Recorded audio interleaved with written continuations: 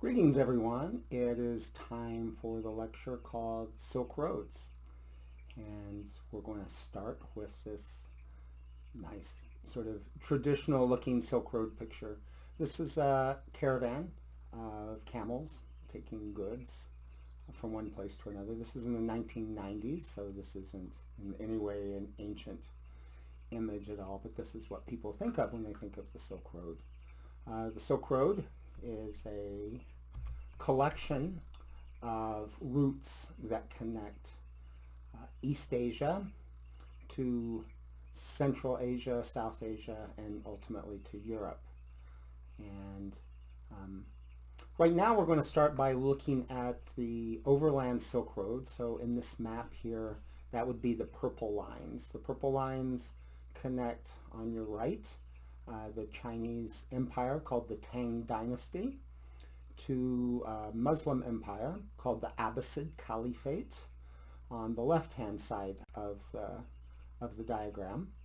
And in the center there you can see a camel drover with a camel right in the center above the Tibetan Empire, and that's one of the big bottlenecks or challenge points of the Silk Road was the Taklamakan Desert that had to be traversed.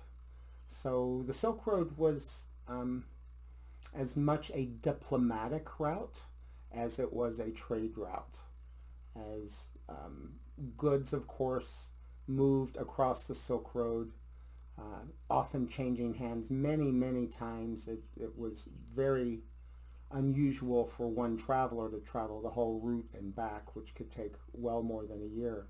Typically a traveler would, a merchant would travel some distance, trade some goods, get some other goods, and then head back so that, they'd kind of have a base they'd work off of. A lot of this travel was best facilitated by having personal connections in the towns you visited. You always want a guide with some local knowledge and local connections. The other element that made the Silk Road possible was the two empires, the two political powers that I mentioned, also created a great amount of political stability. And political stability and predictability allowed trade to flourish. Probably more importantly than the goods that moved along the Silk Road, which are exotic and interesting, were the ideas that traveled along the Silk Road. The way travel was conducted along the Silk Road is that goods and people, a lot of people traveled the entire Silk Road on foot, not riding a camel or a horse or anything like that. Every 20 to 40 miles or so, basically a day's walk or a day's ride on a pack animal would be an inn of a sort. This is called a caravanserai. And so here's a caravanserai in Central Asia, in Kyrgyzstan. And you can see that the locals there have some yurts in the background, which is a traditional building preference for the nomadic people of this part of the world. So caravanserai is an inn. It's also meant to be somewhat secure, so they typically would have thick walls around them. Inside there would be any number of rooms for the travelers to rest. You might stay there a few days, you might just stay there one night, and usually a large courtyard or several courtyards for the livestock to rest in. The local people or administration or government would maintain the caravanserai. Some remote small caravanserais wouldn't have anyone living there. You would just kind of go there, and at least you'd have a shelter to sleep in, and there was probably water. It was one of the main functions, is to make sure that the animals got water and protection. But everything else might be up to you to carry with you. Here's another caravanserai. This one is in Iran. So you can see often they have an elaborate gateway in the front of them. Some of them would have religious facilities. There might be a Buddhist temple or stupa nearby. There might also be a mosque in the caravanserai or nearby the caravanserai for people to use. These traverse lands that had a lot of Muslim influence. So this was important. When I said that one of the main things that traveled along the Silk Road was ideas, these ideas could come in the form of religion. This image is of a carving of the Hindu god Ganesh. We've met Hinduism earlier, but this is found in Central Asia. So Indian traders and Indian community members, when there was political unrest in India, whole communities would leave their homes and sometimes move and set up elsewhere along the Silk Road, and they would bring their religion with them. The majority of people along the Silk Road were polytheistic, so most religions that were encountered were not exclusive. Until the arrival of Islam, there wasn't a sense that you had to choose one religion over another. So we often see religions existing alongside each other for long periods of time. So here we have Ganesha far from India, even more representative of the Silk Road. This is a carving. This is the capital, the top of a column. The design of this capital represents all of the different cultures that are intersecting along the Silk Road. The capital form itself and the leaf-like shapes are a result of Hellenism. Alexander the Great left Greek-speaking peoples in Central Asia, and these set up their own kind of independent kingdoms and came to influence the art and the culture of their region. So we've got Greek influence there. The actual shape of the leaves, though, isn't quite Greek. It represents Middle Eastern values. So we've got Middle Eastern values there. And then in the center of the image, that sort of that broken figure, of course, is a Buddha. So we've got Buddhism. So we've got Buddhism, which originates in India. Buddhism is the oldest religion that is proselytizing, that would specifically send out missionaries to seek converts. And so here we have this mixture of Greek, Middle Eastern, and Buddhist cultures all melding together in this one artifact that was part of a building or a temple in Central Asia.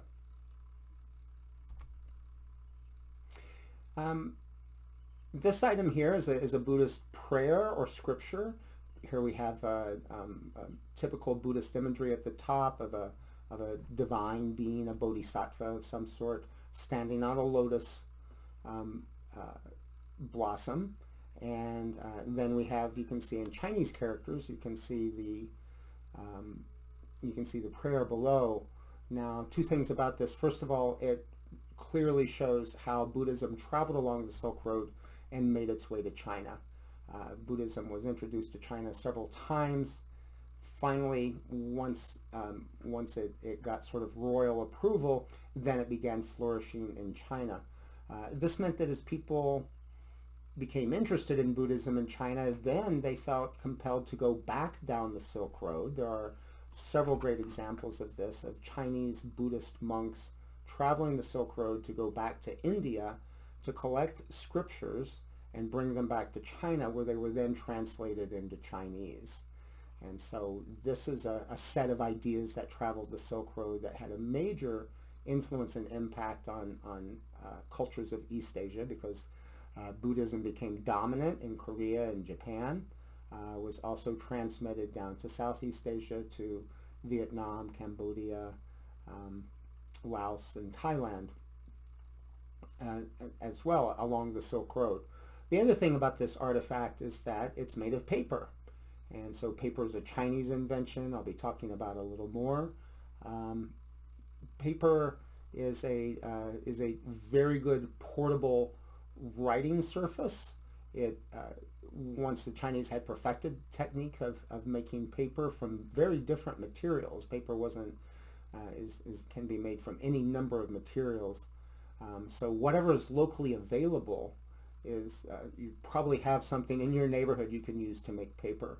So this meant that a good, cheap writing material could be made almost anywhere. This is one of the most important inventions to travel down the Silk Road. So it's not like China exported large quantities of paper to the rest of the world. It's that China exported the idea of paper to the rest of the world through the Silk Road. This is a big game changer in a lot of cultures. With the advent of paper, then literacy could go up because poor people could afford to read. They could afford to buy documents, to collect and trade documents. A document written on parchment or written on bamboo slips or something like that are much more laborious to read. Also, this piece of paper is printed. So the Chinese artists or printers carved this design, including the writing, into a block of wood in such a way that you could smear ink on the block of wood and then print it on a sheet of paper over and over and over again. You could get dozens of sheets of paper with this exact image on it from one carving of the block of wood. So this was another way, in another set of ideas, this idea of printing, as well as the idea of paper making, that really became revolutionary as it was transmitted. Another important set of ideas and practices is music. One thing we see down the Silk Road is that music and stories are flowing in both directions. We'll get to the stories at the end of the lecture, but music would flow in the form of musical instruments. A lot of the giant bells and things like that aren't portable, but portable musical instruments definitely traveled down the Silk Road. This is also an example, a very, very Silk Road example. This is a carving. At the base of the carving, we see lotus petals, which is a reference to Hinduism or Buddhism. The center of the carving, though, shows a musician playing an oud. An oud is like a lute. A lute is a stringed instrument with a pear-shaped body. An oud has a very short neck, like this one. A lute has a longer neck, more like a guitar, with a round pear-shaped body or teardrop-shaped body at the base of it. We don't know if the lute or the oud was invented in one place, but we can see over time a progression of the instrument coming in contact with different cultures and gradually changing. We do know that the lute was introduced into Europe by Muslims when they conquered North Africa and Spain, and they brought the oud, which was their favorite instrument and a very culturally significant instrument, into those areas. And then the Christians and the Jews of Spain and Portugal and of other parts of Europe picked it up, modified it, turned it into a lute, and went on playing it. So music, song, dance and entertainment, of course, traveled on the Silk Road. We only have fragments of information as to what that was like. We know certain groups of people were famous dancers, and a dance troupe could travel down the Silk Road and basically, entertain crowds wherever they went, and leave an impression. And also people would want to imitate, the practices that they admired. Here is another image of a caravanserai. One thing to notice about this is from the early 20th century, early 1900s. No camels. These are horses. So, the long camel trains traveling through the desert existed. Horses are actually really good at that too, and horses were much more prized as livestock because well, they're a little smaller, they eat less. They're just as tough and adaptable as a camel is. Typically, they can't carry quite as large a load as a camel can, but they're better for warfare. So if you had horses and you took them down the Silk Road, you could always sell them to the local authorities, take your money and walk home if you wanted to. So one end, the east end of the Silk Road, was what was called the Tang Empire, the Tang Dynasty. This was developed in the 7th and 8th centuries. It lasted for about 2.5 centuries. This is considered one of the golden ages in Chinese history. The Tang Empire sort of built on previous centralized governments. They established a capital. You can see sort of to the right of center in this image, the capital was Chang'an. Later they moved the capital a little south, which should be below Chang'an, and a little to the left to Chengdu. Other important cities on this map here that were part of the Tang Empire was Guangzhou, way down to the lower right on the coast of China. This was important for maritime trade, sea trade. On the other Silk Road, which is the maritime Silk Road. But the land Silk Road for the Chinese really kind of started or ended at Dunhuang, up in that little neck of China, and just above the very center of the map there, you can see Dunhuang. This was kind of the gateway to China. It's on the edge of the Taklamakan Desert, and so travelers coming around the desert would stop at Dunhuang, which had a large Chinese military garrison, but it was also an important Buddhist site where people had promoted Buddhism and supported Buddhism by digging hundreds of caves into the side of the hill and decorating these caves with images of the Buddha. It was a rest stop for travelers. It was also a pilgrimage stop for Buddhists who came from China and from other parts of Asia to visit this. So it was felt to be it had become a sacred site. One of the more interesting rulers of the Tang Dynasty was the Empress Wu, also known as Wu Zetian, and she is the only emperor in Chinese history who is a woman who ruled openly in her own right. There were other powerful women in Chinese history who ruled because their son was the emperor, but he was a child, and so she kind of took charge, or she had her husband was incapable or indifferent. But she's the only empress in Chinese history to rule in her own right. This image is a Buddhist image of her. It was made within 100 years of her life. It's felt that it probably represents her own features to a certain extent. So it may be somewhat what she looked like.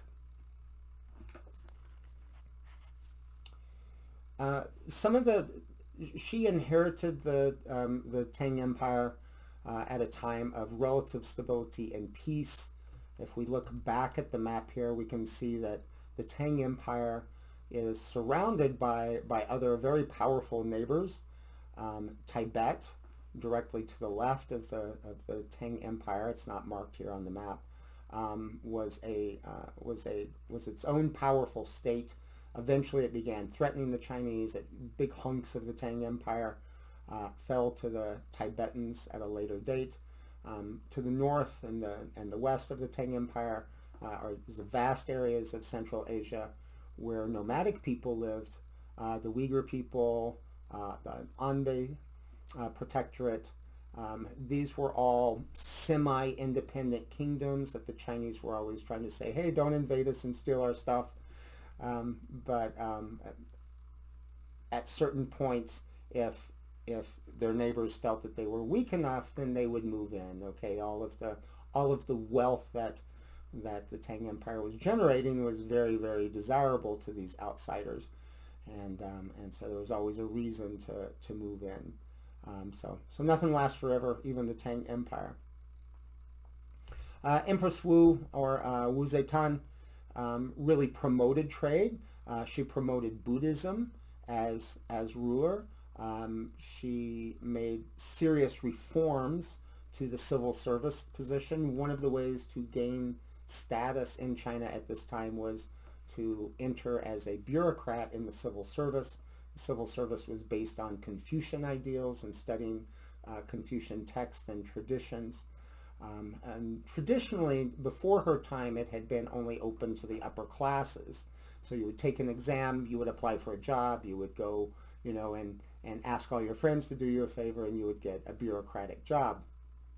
But she opened it up to a broader group of people, and in that way sort of broke down the hierarchy of people, who had for generations done the same job and felt that they were entitled to it. So really she turned civil service into more of a meritocracy, meaning people with the better ability, even if they were lower class, were given more opportunities. She also promoted poetry. She had a whole series of court poets. We actually have some of her poems and some of her essays. Most of them are political. And she established a very solid military as well, setting up garrisons throughout the borders of the empire, allowing the soldiers to farm their own land, essentially creating militias at the border of the empire, soldiers who could, who would settle there, who would have family there, so they would have an interest in protecting the area, but could be called up should there be any threat to the borders of the empire. So she, all of these had come before, but she was able to consolidate all of these reforms and create a great degree of political stability and flourishing. The capital that she expanded upon, it had been founded before her, of Chang'an. This is a map. It's not a super ancient map, but this is a map of what the imperial district, all the palaces were like within Chang'an. Very little of it is left now. It ceased to be the capital after the Tang dynasty, and it got built over by other peoples. But within the capital, there were multiple temples. So another key element of the flourishing of the Tang dynasty was that it was very, very inclusive. Well, we know from descriptions of Chang'an that there were temples, that there was a Christian monasteries, that there were Buddhist temples, that there were Zoroastrians from Persia, that there were Hindus living there, that there were Manichaeans from Iraq living there. So different ethnic groups and different religious groups all living side by side. So just a shout out now that inclusiveness actually produces a richness of culture and ability to experience more, to experiment and experience new ideas and new ways of living and new ways of looking at the world. So one of the practices that Wu Zetian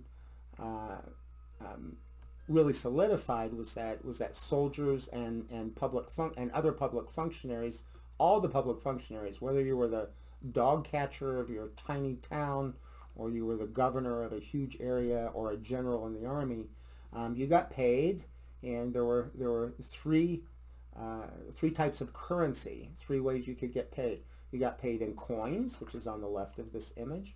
You got paid in silk, and so on the right is one of the few examples of common silk. We have examples of very fine, beautiful embroidered silk, but of common silk from this time period. So the silk was woven into bolts. A bolt is a length of cloth of a standard size. It was about 18 or 20 inches wide. It was about 50 some inches long and rolled up. And this was considered basically a payment, right? It'd be like your $500 check. One bolt of silk was worth 600 bronze coins. A lot of people preferred the silk. 600 bronze coins could be pretty heavy. If I don't have a horse to carry all this stuff, and I have to carry it on my back, I'll take a couple of bolts of silk. The other form of payment was in grain. In northern China, that tended to be wheat. Down in the central plain of China from Chang'an south, it might be rice. And so all of these were interchangeable units of exchange. This tells us certain things about the Tang dynasty. First of all, they Coins, not everyone had access to coins. Using money wasn't necessarily the most desirable thing. If I was a poor farmer, if I lived out on, away from a city, most transactions were done through barter or exchange. I'll give you this much of the bread I made for that much of, that many ducks that you raised, that sort of thing. But by setting a standard, then there becomes standard units of exchange. It also shows that the Tang dynasty realized the importance of silk, promoted silk production, which had been invented in China. It did spread to other areas, but China focused on it so intensively that it always remained dominant in silk production.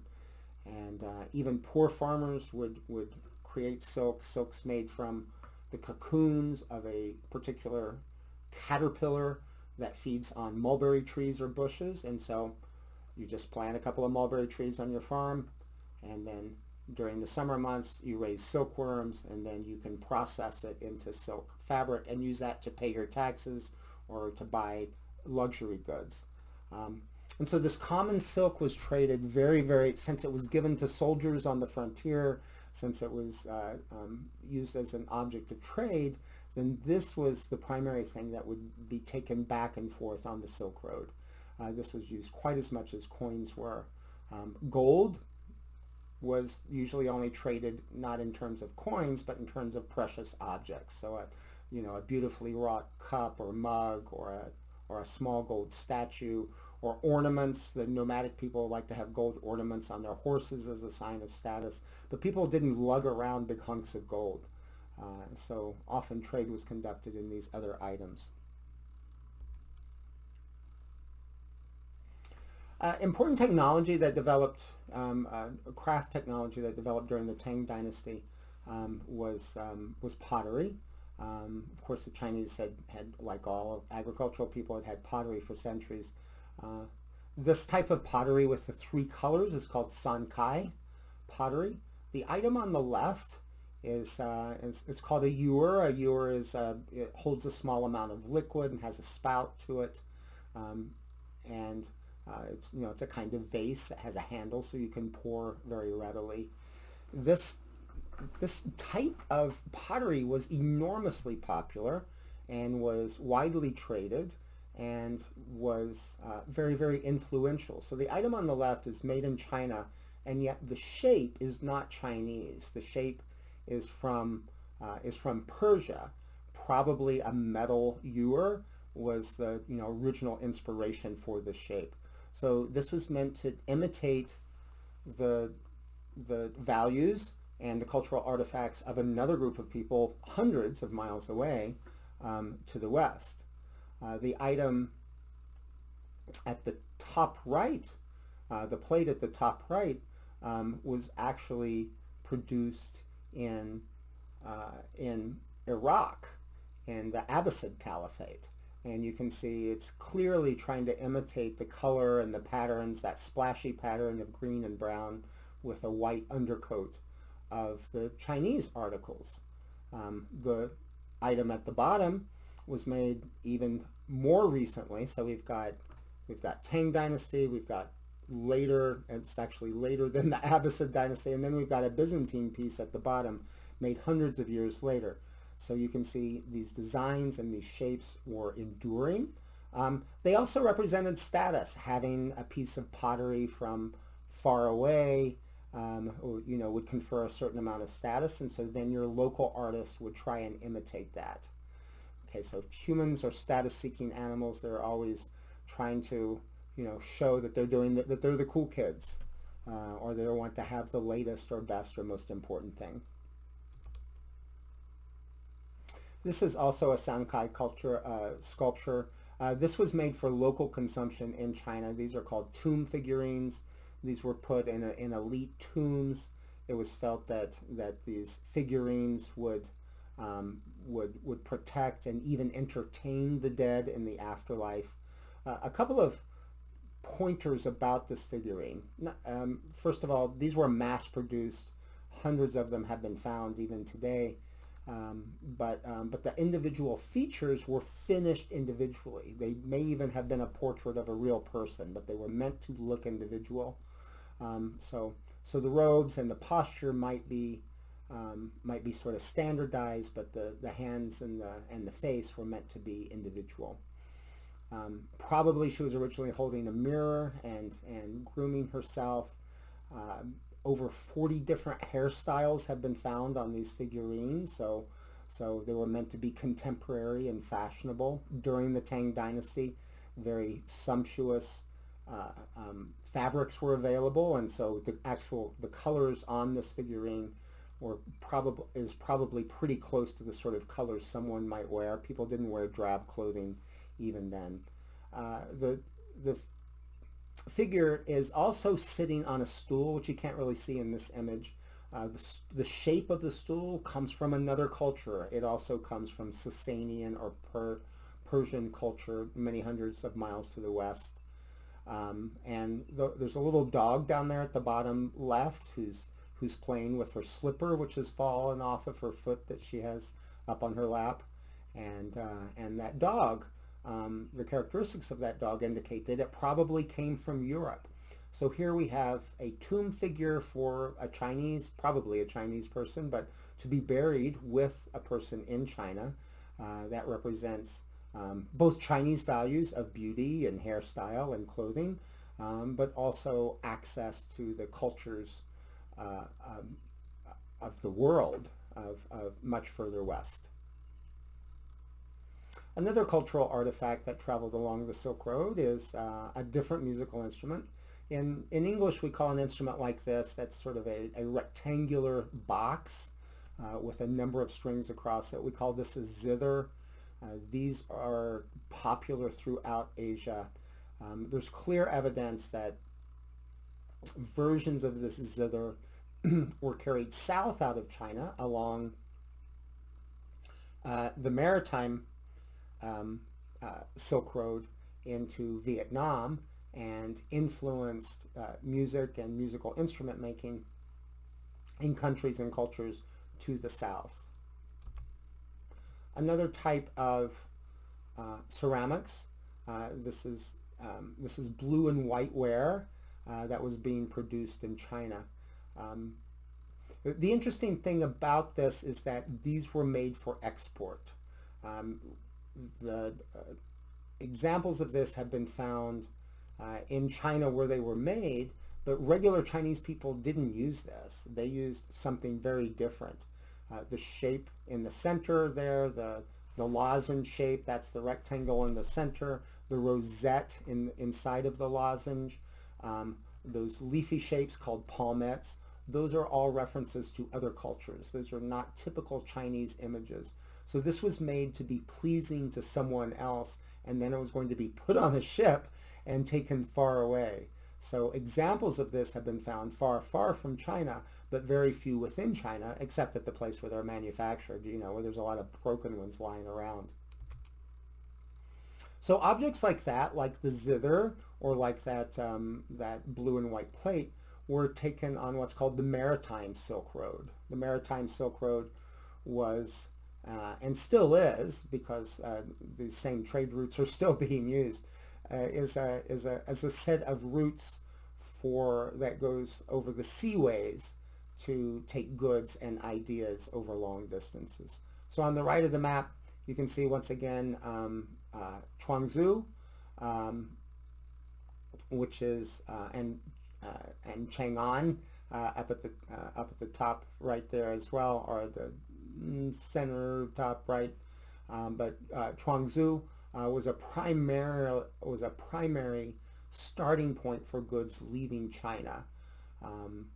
We know that there were people literally from all over Africa and Arabia and India and the Middle East in Guangzhou, and of course they had their own religion and they'd have their own temples and mosques. So it was one of these big port cities with where you could hear a dozen different languages being spoken on a day. The way the trade system worked is that ships like this would get loaded with trade goods, and it would take a year or more to make a complete trip out and back. And the reason for that is that they were sailing ships, so they relied on the winds, and there are two different seasonal sets of winds moving in opposite directions. And so you would travel one season on the outward trip, heading east, stopping at multiple points along the way.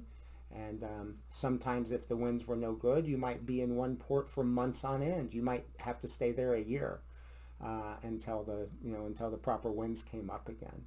And then you would make it to China or one of the eastern ports, and then you would load up, and when the winds were shifting the other way, which was a predictable seasonal pattern, then you would start back.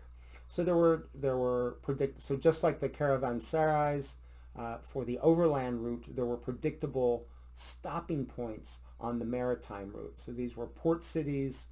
The local authorities, of course, tried to make them safe and inviting, because they'd want to see your goods, they'd want to trade with you, they'd want to keep the pirates from robbing you. One of the most and the ships, the early ships, like during the Tang Dynasty, were ships like this. This was actually made in Arabia, in Oman, which is sort of at the tip of the boot of Arabia.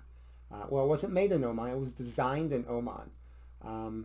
The actual materials could come from anywhere. One of the most famous examples of this is a shipwreck that was found, and it's called the Beltang shipwreck. It was found in Sumatra, and so during the Tang Dynasty time, a ship loaded with goods sank, and it was discovered by people fishing in the 20th century. It was excavated, so we know everything on the ship was designed for export. At the top, you can see some of the literally thousands of items that were contained in the ship that were being sent. They probably were not all just going to go to one destination. They were probably the captain would trade a few items here and there for further supplies, and to get more a greater diversity of trade goods for when he arrived at his final port. At the bottom of the image, you can see what they look like on the floor of the sea here. So pretty messed up, so this is Chinese export items. So this is how all this pottery, later very famously porcelain, traveled out of China around the world on much larger ships. To the west end of the Silk Road was another major imperial power. This is in green on this map. This is called the Abbasid Caliphate. Caliphate is a term that's used in the history of Islam to describe those ruling authorities that claimed religious authority. So the Abbasid Caliphate started. It starts a little after Tang Dynasty times. It lasts quite a bit longer than the Tang Dynasty. The Abbasids took over from a previous group called the Umayyads.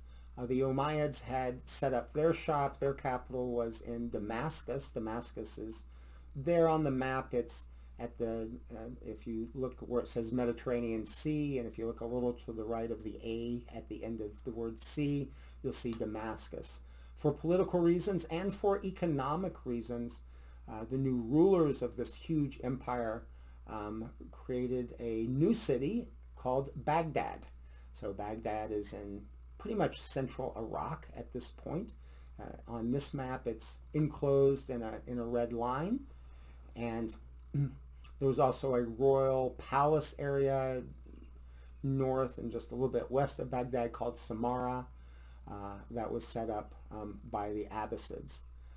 The Abbasids, a lot like Wuzaitan, were also great promoters of culture and of inclusiveness.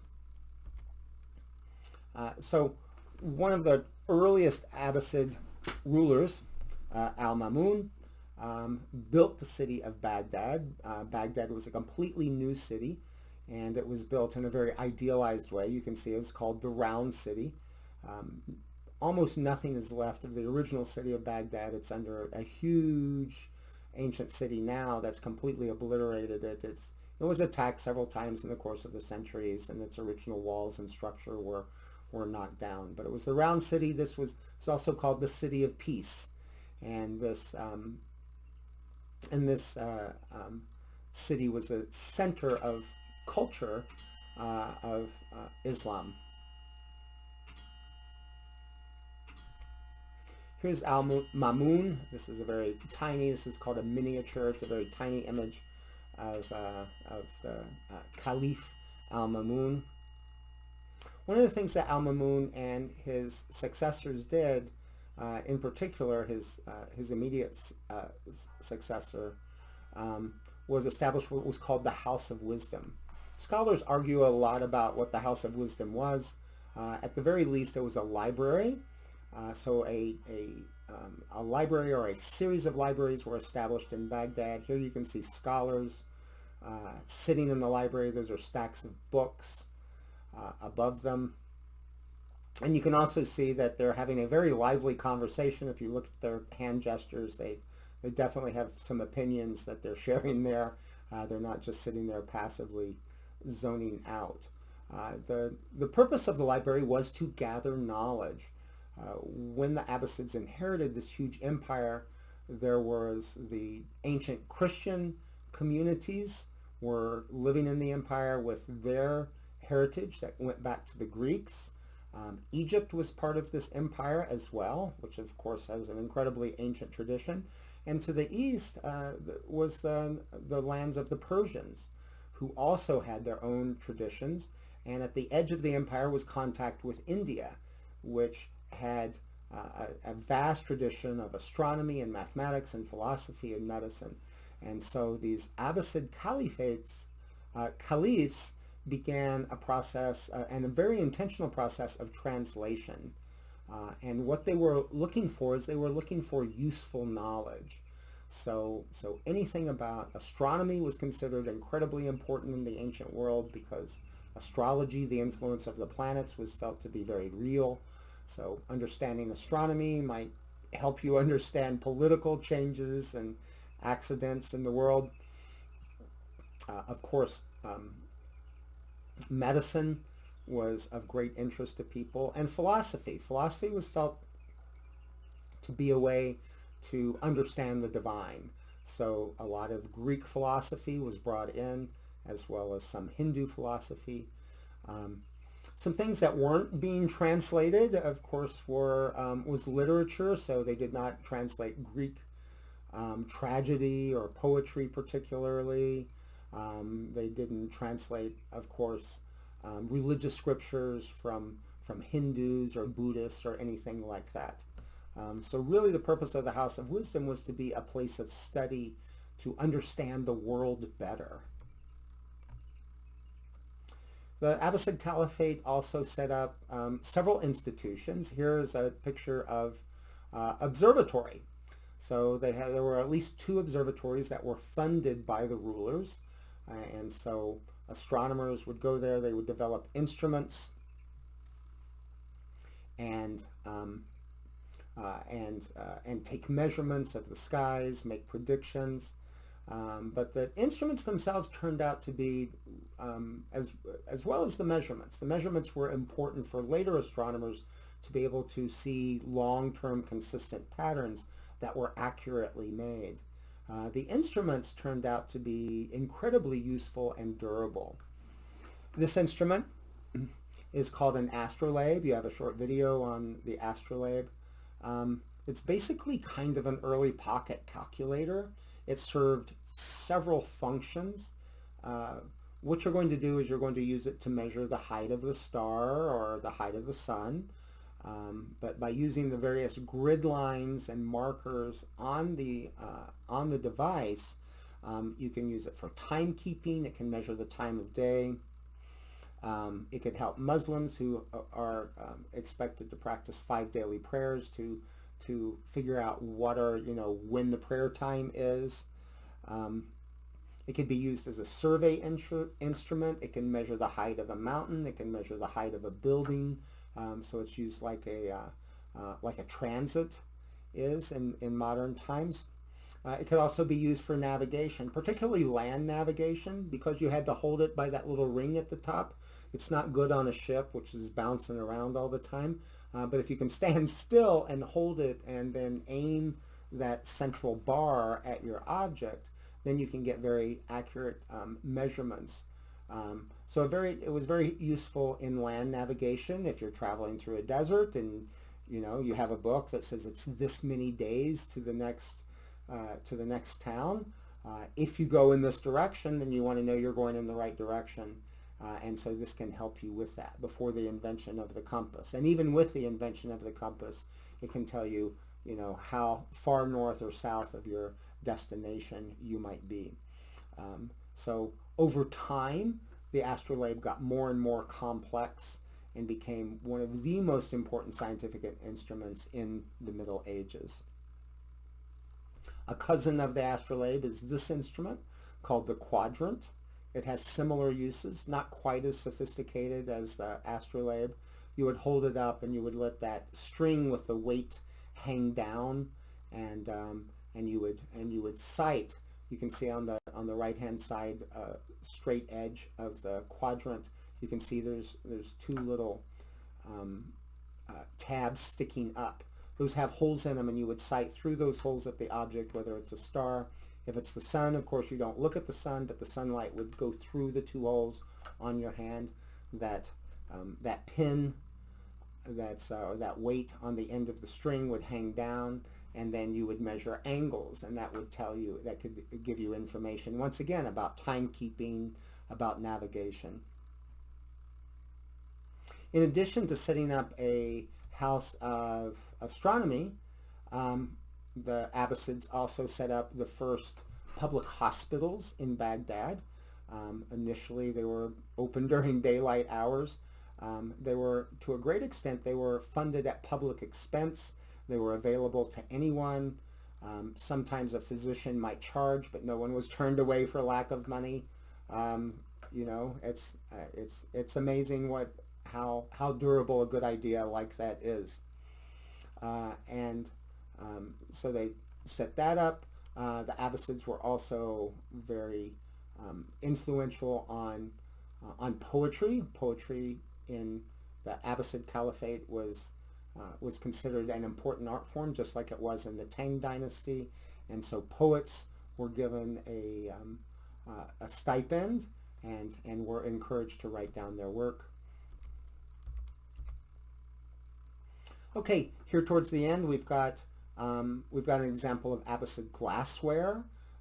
Glass was probably invented in Syria, maybe 1,000 years before this was made. But this particular glass technique called melphori is a very advanced and sophisticated technique. This was an export item, as well as being a luxury good within the Abbasid Caliphate. The Christians, the Byzantine Christians in Constantinople loved this sort of thing. Wealthy Romans loved this sort of thing. So this was an important export item. Here we have an Abbasid pot. Does it look like a Chinese pot? Yes, it does. So we have this combination. So remember the Chinese bowl I showed you that was blue and white like this. Later, when the Chinese developed a different type of ceramic called porcelain, which has somewhat different qualities, but is like a very bright, pure white. They began painting it with this. They also painted it with blue, and this combination of blue and white seemed to be very enduring and very desirable. Now, the blue comes from a mineral called cobalt. Well, cobalt is an element but it occurs in a blue mineral form, but it occurs in Persia. So the blue for Chinese blue pottery would have to be imported typically along the Overland Silk Road, where it was made into pottery, and then put on a ship and then sailed all the way back, further, but in the same direction, all the way back to where it had started from. The poorer people, once again, could not afford this fancy blue and white pottery, so Abbasid craftspeople developed an imitation Chinese pottery. So this is an imitation ware that's meant to look Chinese, even though it's very, very much Muslim. One other thing I want to say about the Silk Road, particularly the Overland Silk Road, the luxury goods that traveled on the Silk Road were actually not that extensive. There wasn't huge caravans of silk heading to the Roman Empire.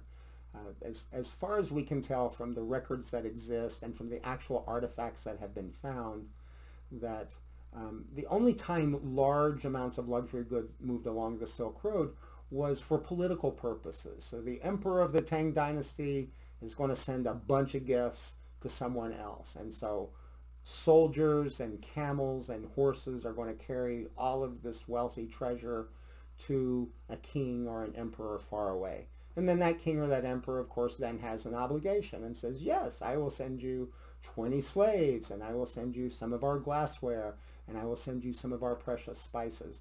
And so really the evidence supports, rather than this constant moving of goods like we imagine in the world we live in now, where you have these containers going all around the world constantly, it was more about luxury goods moving in big parcels, and ideas and practices like Buddhism and music and poetry moving around in very small parcels in a human mind or in a very small caravan.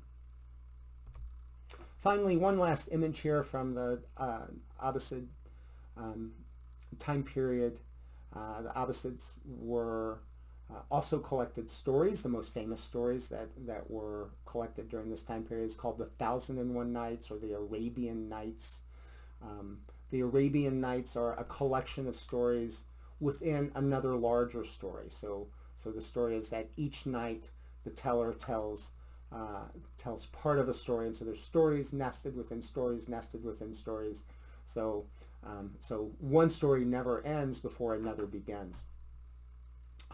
In the Arabian Nights, and in this book is called Khalil wa Dimni. Khalil and Dimni are two jackals, and they work, and here's the jackals on the cover, and Khalil and Dimni are advisors to a king, and the king is a lion, and so these are animal tales. Khalil is content, and he just likes, having his job, and doesn't feel the need to make waves. Dimni, on the other hand, is always a little anxious. He's afraid that someone is going to get in front of him in line, or maybe if he does something, he can get a little more attention. And so Khalil is always having to call him back and say, hey, cool your jets, man, or Dimni's getting in trouble over and over again. So this is also a collection of mostly moralistic tales about how to behave properly, and also give examples of what, a proper ruler, or what a good and benevolent ruler should be like. These types of tales telling you how to behave, what are social expectations, what are expectations for the good of society, were very, very popular.